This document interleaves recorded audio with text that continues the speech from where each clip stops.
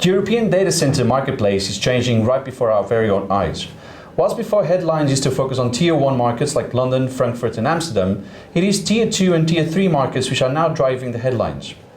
Joining me now in Paris is one of the operators driving data investments, Data4, which at the moment has got 28 locations across the continent. And I'm now joined by Chief Commercial Officer Adam Levine. Adam, thank you so much for joining me. Hey, João. A pleasure speaking to you. You too. Before we jump into what Data4 is doing, which is very, very interesting, because you're nearly doubling, if not doubling, your footprint. What's driving investment in Europe? What's changing the tide? Sure. I mean, I'd love to see you too. You know, after all those years of chatting, it's quite simply it's the exponential growth in data, and you know we are seeing evidence of that across all markets right now. You talk about the move, the shift away, or not away from, but the growth of the Tier 2 and Tier 3 markets. A lot of that's being driven by a move of workload away from some of the historically popular markets, like you said, London, Frankfurt, Amsterdam. And you know, one of the things that we're seeing is that as we go through this cycle where some of these markets are going through challenging times of appropriating land, getting power. We're in these markets where the new wave is coming in, and we're able to take advantage of that. Which is very interesting what you're doing, because I know you can't talk about specifics in terms of dollar values, but we can assume it's several hundreds, if not over the $1 billion mark that you're putting on the ground right now. Talk us through your current portfolio and what's coming next. Well, what I can say is that we're growing. We have 28 data centers today. We have another 6 in construction. We have over 260 megawatts built out, and we have power bank to grow, and we expect in the next 3 years to grow to considerably over half a gigawatt, so actually over 600 megawatts with the capacity that we have in the headroom. So and that's in Paris, Milan, Madrid, Warsaw. So we have a lot of headway to grow in those markets, and I think it speaks a lot to the popularity of those markets and what's going on. We have that. The demand is there, and we have the headroom to grow in those. And then there are really interesting markets, especially Madrid, Milan. Everyone is talking about those. Warsaw in Germany as well. What you're doing in Germany. But when you go into a new market, what are the challenges? How do you approach a new market? Of course, you already kind of mentioned some of the opposition towards data centers at the moment that we experience in some locations, but how do you approach a new market as Data4? It's hugely political, right? Like any major real estate development, whether you're doing retail or residential, data centers at the base, at the core are real estate.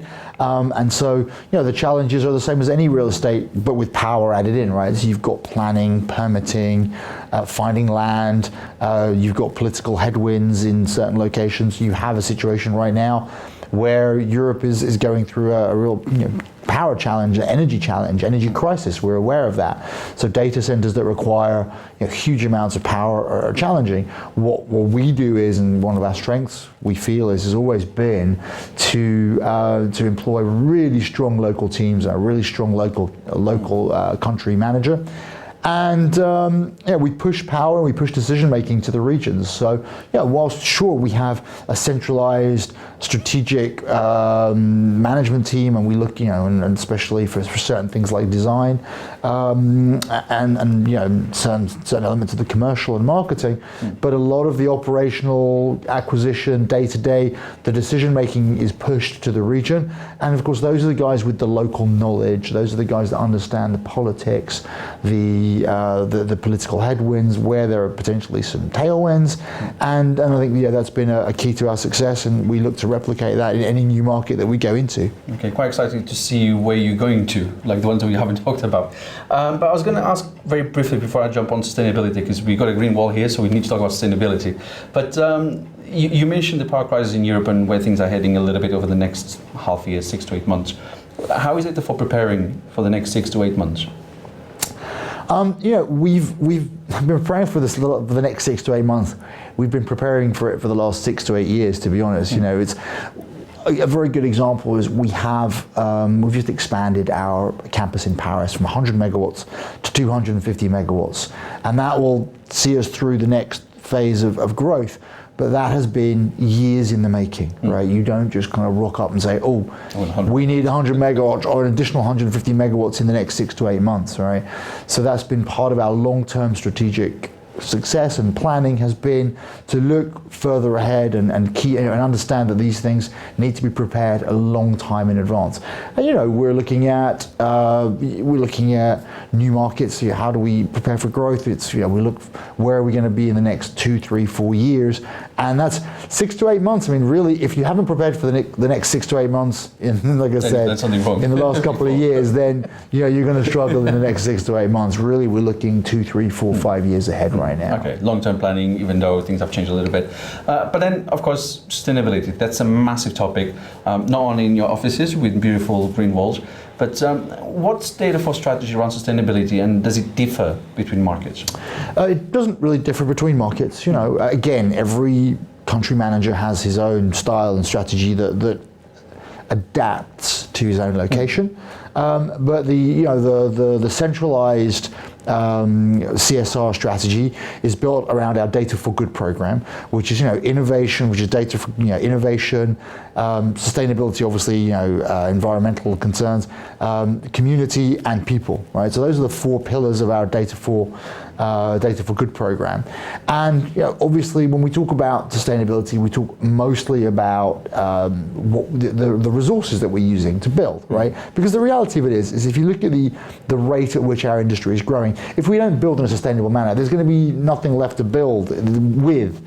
The raw materials to build data centers aren't going to be there in 10 years. If we keep growing at this rate and we keep doing it without a real focus on sustainability.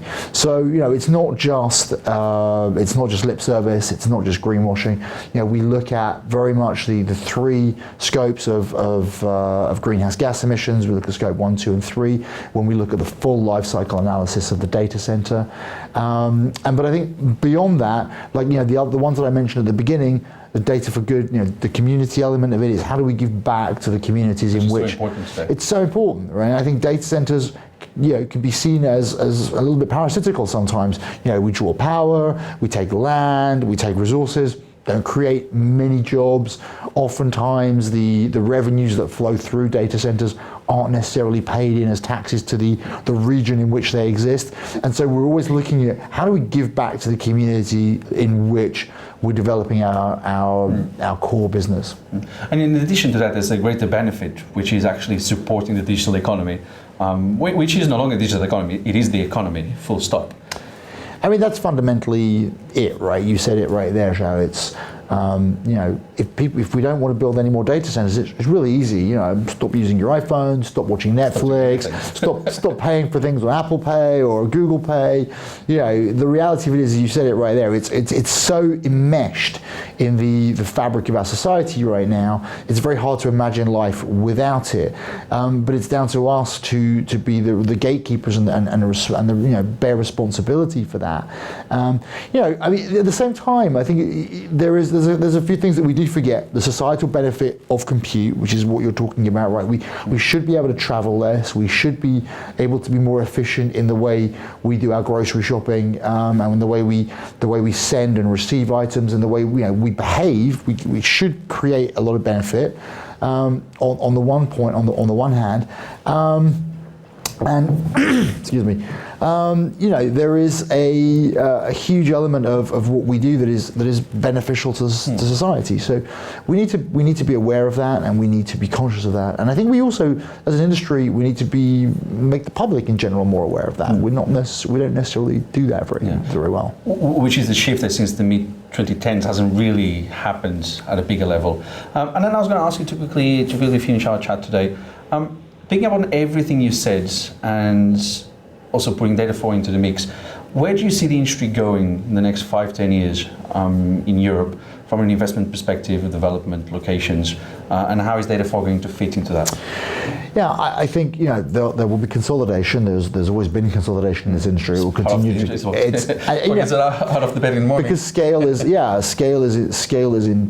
important. But as I've said, as resources get scarcer, I think there will be a huge focus on densification. So how do you take, rather than going buying new sites constantly, new data centers? First of all, before we do that, or in parallel to that, how do we take the sites that exist today, the big campuses that exist today, and densify them?